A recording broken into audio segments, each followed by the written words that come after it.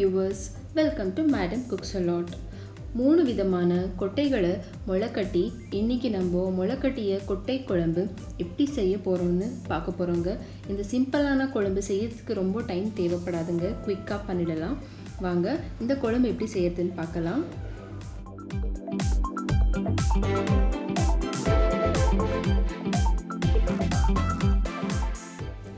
சின்ன கப் அளவு கொண்டக்கடலை எடுத்துக்கோங்க. அப்புறம் பச்சைப்பயிரை சேர்த்துக்கோங்க. கடைசியாக கொள்ளை சேர்த்துக்கோங்க. இப்போது இந்த 3 கொட்டைகளும் நல்லா கழுவி எடுத்துக்கோங்க. இதில் கல்லெல்லாம் இருக்குங்க, அதனால் பார்த்து கழுவி எடுத்ததுக்கப்புறம் தண்ணியில் ஊற வச்சுடுங்க. நான் இப்போது நைட் ஊற வைக்க போகிறேன். மறுநாள் காலையிலே பார்க்கலாம் வாங்க. பாருங்கள், காலையில் இதில் இருக்க தண்ணியெல்லாம் நான் வடிகட்டி எடுத்ததுக்கப்புறம் இப்போ மத்தியானத்தில் எப்படி முளைக்கட்டி வந்திருக்கு. உங்களுக்கு நீங்கள் இன்னும் முளைக்கட்டி வரணுன்னா மறுநாள் காலையில் செஞ்சிங்கன்னா நல்லா முளைக்கட்டி வரோங்க. இப்போது இந்த முளைக்கட்டிய கொட்டைகளெல்லாம் சேர்த்து இன்னொரு வாட்டி கழுவி எடுத்து குக்கரில் சேர்த்து தண்ணி ஊற்றிக்கோங்க. இது வேகிறதுக்கு எந்த அளவுக்கு தண்ணி வேணுமோ அந்த அளவுக்கு தண்ணி ஊற்றிக்கோங்க. இதில் கொஞ்சமாக மஞ்சள் தூள், அப்புறம் 1 டீஸ்பூன் எண்ணெய் சேர்த்து குக்கர் லிட்டை க்ளோஸ் பண்ணி 4லேருந்து 5 விசில் வர வரைக்கும் வேக வச்சு எடுத்துக்கோங்க. இப்போ பாருங்கள், இந்த கொட்டைங்களெல்லாம் எப்படி வேக வச்சு எடுத்துருக்குறோம். இதை நீங்கள் ப்ரெஸ் பண்ணி பார்த்தீங்கன்னா நல்லா சாஃப்டாக இருக்கணுங்க. இப்போ கொட்டையெல்லாம் நல்லா வெந்திருக்கு.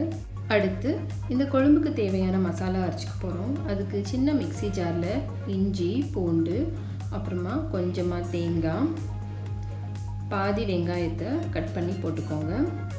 ஒரே ஒரு தக்காளியை சேர்த்துக்கலாம். கொஞ்சமாக கொத்தமல்லி இலை, 1½ டீஸ்பூன் சோம்பு,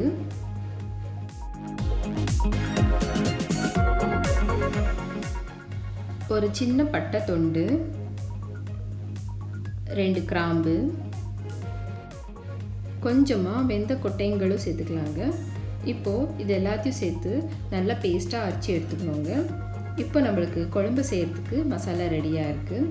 அடுத்து நம்ம வேக வச்சு எடுத்துருக்கோம் இல்லைங்களா கொட்டைங்களெல்லாம், இப்போது இதை ஸ்டவ் மேலே வச்சு ஆன் பண்ணிக்கோங்க.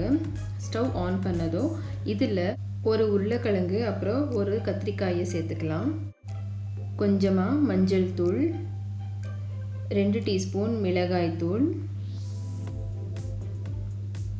1 டீஸ்பூன் தனியாத்தூள், அப்புறம் இந்த குழம்புக்கு தேவையான அளவு உப்பை சேர்த்துக்கோங்க. எல்லாத்தையும் நல்லா கலந்து எடுத்ததுக்கப்புறம் லிட்டை க்ளோஸ் பண்ணி 10 நிமிஷம் வரைக்கும் கொதிக்க விடுங்க.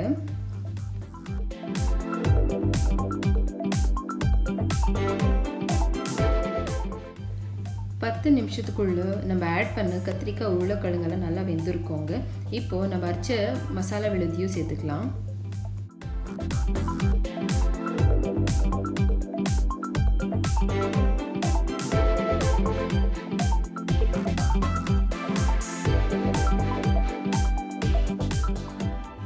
அரைச்ச மசாலா விழுது சேர்த்ததுக்கப்புறம் இந்த குழம்புக்கு தேவையான அளவு தண்ணி சேர்த்துக்கோங்க.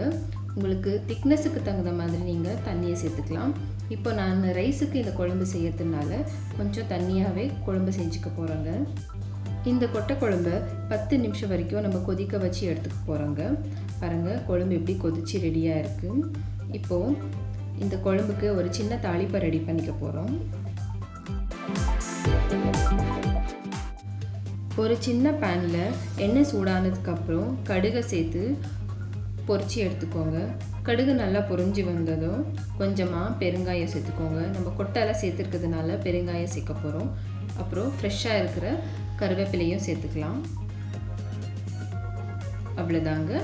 இப்போ ஸ்டவ் ஆஃப் பண்ணதுக்கப்புறம் இந்த தாளிப்பை குழம்புல சேர்த்துக்கலாம்.